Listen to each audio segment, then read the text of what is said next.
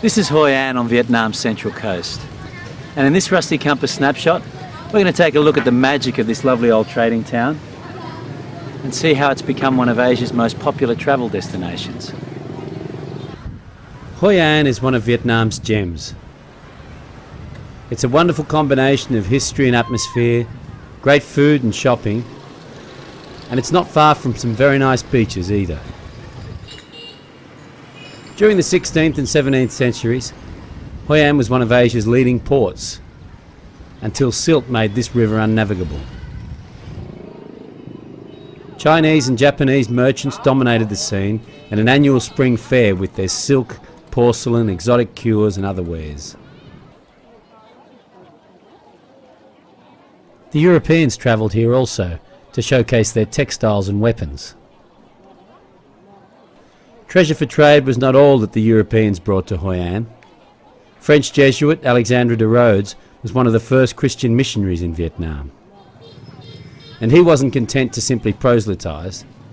A gifted linguist, de Rhodes set about transforming the Vietnamese written language from its Chinese character base to a Latin-based form, which is what we now see everywhere as the Vietnamese written language.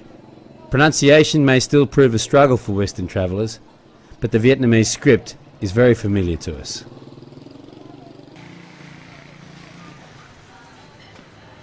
It's the wonderfully preserved vestiges of Hoi An's days as a major trading port that saw it designated a World Heritage Site in 1999. And travellers have been flocking to the place ever since. You're literally surrounded by heritage buildings in these old streets.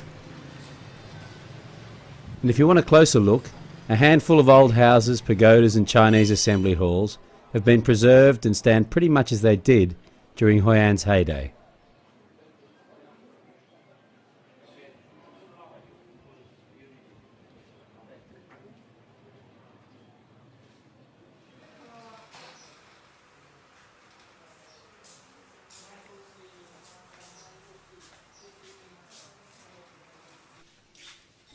Duc An's house with its eccentric owner Mr. Chum is a favourite.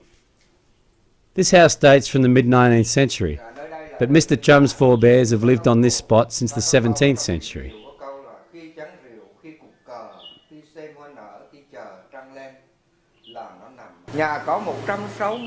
During the 20th century, Duc An's house also served as a centre of Viet Cong activity in and around Hoi An. Here, the house's former patriarch, Cao Hom Lang, is honoured by Vietnam's most celebrated general, Vo Nguyen Giáp, for his heroism in 2 wars against French and American foes. Happily, Hoi An was largely spared the ravages of war. Hoi An's once brimming trading communities from across China's east coast built these assembly halls as places of worship and gathering. This is where Hoi An's Fujianese community once assembled.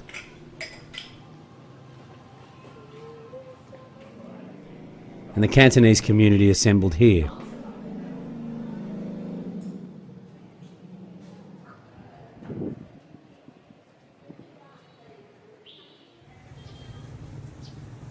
Japanese merchants also arrived here in good number, and they built this bridge across a small canal that now stands as a symbol of Hoi An.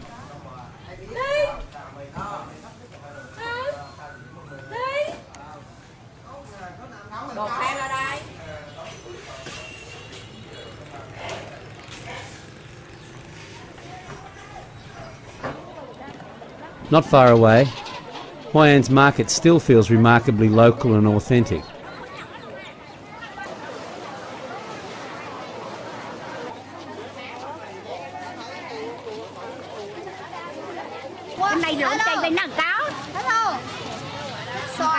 Biết xoài này, xoài biết, xoài ở đây rất xoài ngon. ngon ghê lắm, để em nấu vào 5 ngày. Này.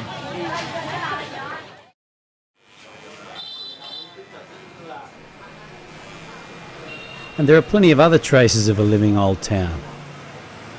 This barber shop has been operated by one family since the 1950s.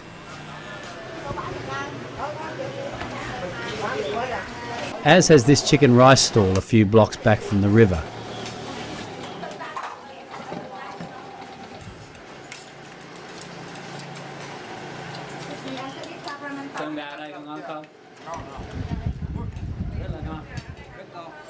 One of the best things about being in Hoi An is that you can go easy on the environment and spend all of your time here on foot or bicycle.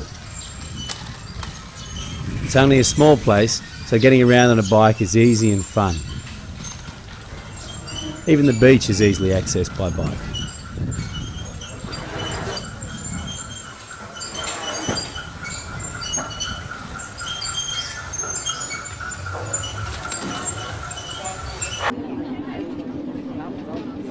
There are some great bicycle roads close by town too. Kam Kim Island is a short, fun-filled ferry ride from Hoi An centre, and its cycling paths through lush rice fields are a great place to spend a late summer afternoon. There are very few cars as well, so it's a lot safer for cycling than most roads in Vietnam.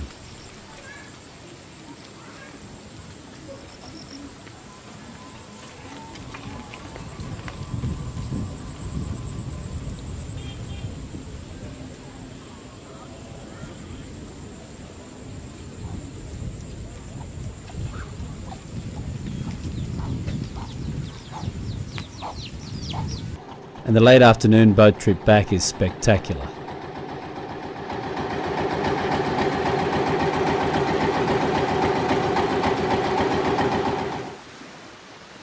Hoi An's beaches are some of Vietnam's best, so it's great to be able to break up your historical exploration with some relaxed time by the ocean. Don't forget though, the beach is really only enticing during the summer months, from around March to September.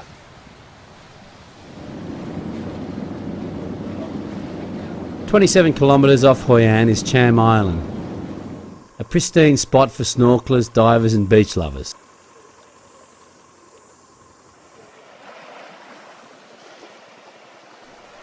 The forest-covered island can easily be visited for a day from Hoi An. Vietnam's record for preserving its stunning coastline is mixed at best. Let's hope this spectacular spot survives.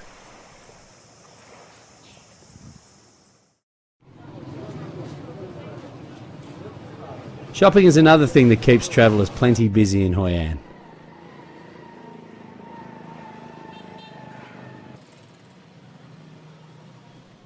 A handful of tailors have become seriously wealthy in the last decade, fitting foreigners in suits, shirts and dresses. There are plenty of bargains to be had, but don't get swept up in the excitement of it all. Check those prices carefully and check the quality of the work.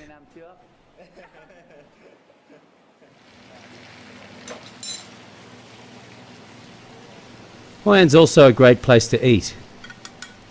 The local noodle specialty, cao lau, is light and very tasty.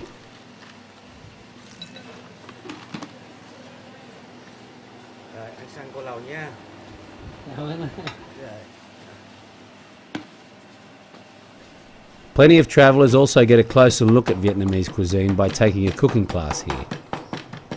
Some of Vietnam's best cooking classes happen in Hoi An.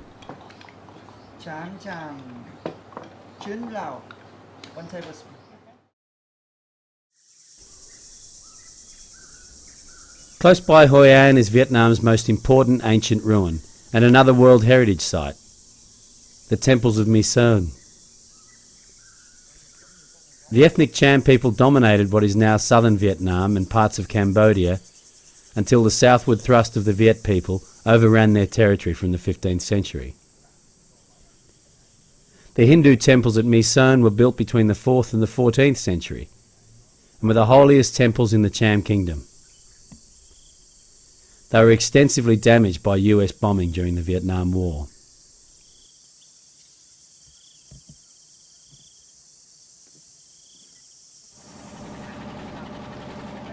Hoi An's summer sunsets can be quite a spectacle, both on the water and from the town.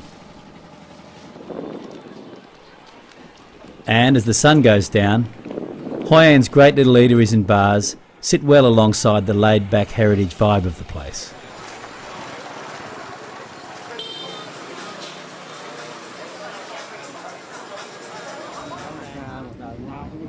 You'll have no difficulty spending a summer week in Hoi An if you love old atmospheric towns, cycling, good food, the beach and a spot of shopping.